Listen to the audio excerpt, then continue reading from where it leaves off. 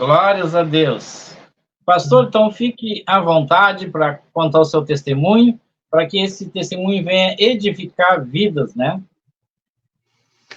Eu creio que começa tudo quando, há muitos anos atrás, um parente da minha família, ou seja, um primo meu, veio se converter, veio assistir uns cultos numa barraca,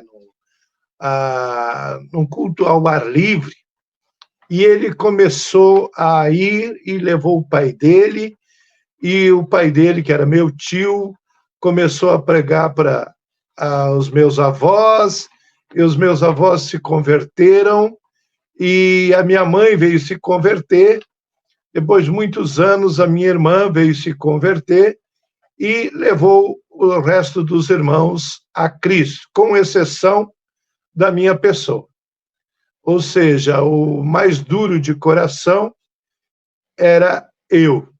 Tanto que ela orou 11 anos, não só orou, mas como pedia ajuda para todos aqueles que falavam que acreditavam em Jesus. Ela pedia que orasse para que eu me convertesse. Segundo ela contava, que hoje já é falecida, ela muitas vezes foi até incentivada a desistir de orar por mim, porque parece que quanto mais ela orava, mais duro de coração eu ficava. Até que um dia ela passou na minha casa e me convidou para ir num culto, entre muitas tentativas que ela fez. Um dia ela passou na minha casa e me convidou para ir num culto, e eu a xinguei, maltratei, na verdade, e mandei que ela fosse para a igreja dela e que eu não ia, e que inclusive levasse a minha esposa, os meus filhos, que eu queria ficar sozinho. Sempre nesses dias, nesse tempo, eu tinha, não sei se era um demônio ou o que era, mas que toda final de tarde, principalmente domingo, me dava uma tristeza, uma angústia muito grande. Eu ia escrever poemas melancólicos e sofrido, uma sofrência, como diz a turma de hoje. Sim. Mas, nesse dia, eles foram. O culto era num domingo, era para começar tipo 6 horas da tarde, mas eu fiquei, disse que eu não ia, e eles foram. Passado um tempo, eu comecei a ouvir uma voz que começou a falar comigo, para mim ir no culto. Vamos lá, vai lá, não vai lá? E eu comecei a discutir com aquela voz. Parecia um louco conversando sozinho para quem assistisse. Ao ponto que eu levantei da cama, que estava assistindo um programa, estava assistindo a TV, e fiz a minha higiene, me vesti, troquei de roupa e me preparei. Quando eu cheguei no meio da cozinha, assim, para sair, eu disse, não vou. Não vou porque eu não chego atrasado em lugar nenhum, não vai ser na igreja que eu vou chegar atrasado. Resultado que não adiantou dizer que não ia, quando eu vi, eu saí rua fora, e para surpresa de todo mundo lá naquela igrejinha, que tinha uns 4 bancos de madeira, se os cupinhos saíssem daquelas madeiras, caía todo o prédio, os cupinhos que estavam segurando. Eu sei que passei por todo mundo, não cumprimentei ninguém, fui lá, sentei naquele banco e fiquei ali. Mas eu não me dei conta que o culto não tinha começado, já era para ter começado no mínimo meia hora atrás. Então, logo que eu cheguei, eu comecei a ouvir um barulho de uma Kombi velha fazendo uns estouros, soltando uns estouros, vinha, chegaram e entrou aquela turma, foi descendo daquela Kombi, foi entrando e pedindo perdão para a pastora, que estava atrasada, era esse pessoal que ia fazer o culto, era um grupo de missionários, e pedindo perdão porque a Kombi tinha estragado no caminho, mas que do nada ela tinha funcionado, voltado a funcionar. Ou seja, depois eu fui entender que Deus não deixou eu chegar atrasado no culto. E era naquele culto, quando aquele pastor começou a pregar, uma menina, mais ou menos uns 13 anos, começou a gritar que nem uma caturrita. porque era assim que eu entendia, né?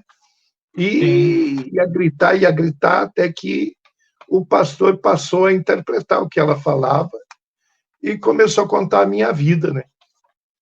E que Deus estava me dando a última oportunidade. Na verdade, não era Deus que estava me dando a última oportunidade. O diabo estava contando que eu saísse dali para ele fazer o dano maior que ele pretendia fazer na minha vida. Sim. Resultado, quando eu vi, eu estava lá, diante daquele altarzinho, diante daquele...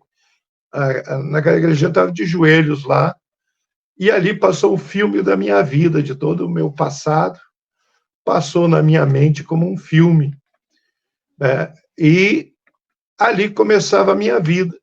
Na semana seguinte, fui batizado no Espírito Santo, e inclusive fui num senhor lá que pregava para mim, sempre que eu ia cortar o cabelo, né, que ele ia cortar meu cabelo, que eu ia lá, e falei para ele, digo, agora eu sou convertido também. Ele deu muita risada, né? Estou convertido, com esse cabelão. Digo, não, mas eu sou convertido, aceitei Jesus, já sou até batizado no Espírito Santo. Ah, não pode.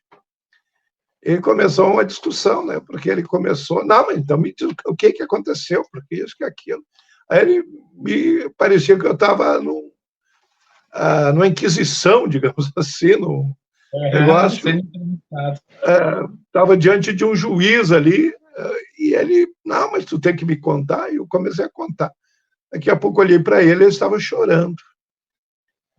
Ele estava em lágrimas, dizia assim, tu deve ser muito especial para Deus, porque realmente tu foi batizado no Espírito Santo, porque tudo isso aí são evidências bíblicas. Eu não sabia, fazia uma semana, 15 dias que eu era convertido, não sabia se estava na Bíblia ou não estava, mas o que eu falei. Mas ali ele, então, ele começa a chorar e diz, eu estou há 30 anos na igreja e ainda não fui batizado no Espírito Santo.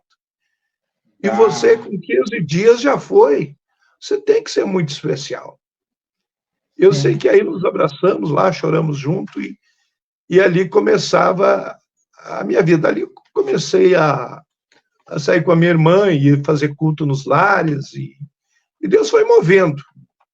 Esse tempo, já estou com quase 30 anos de ministério, sou pastor titular já há quase 30 anos, e estamos levando a palavra. Já passei por várias situações, Deus tem feito muitos milagres na nossa vida e através da nossa vida. Hoje, para a honra e glória do Senhor Jesus, toda a minha família serve ao Senhor, né? Sou casado, a minha esposa é pastora também, cuida de uma congregação, eu cuido de outra, e ainda temos os filhos nos ajudando, que são bênçãos, graças a Deus, e os netos, né? Então, nos louvamos a Deus por tudo que Deus tem nos acrescentado. Temos viajado por vários lugares, levando a palavra, como estive no Uruguai, estive na África, lá em Moçambique, e na África do Sul. Então, Deus tem me honrado, tem me abençoado,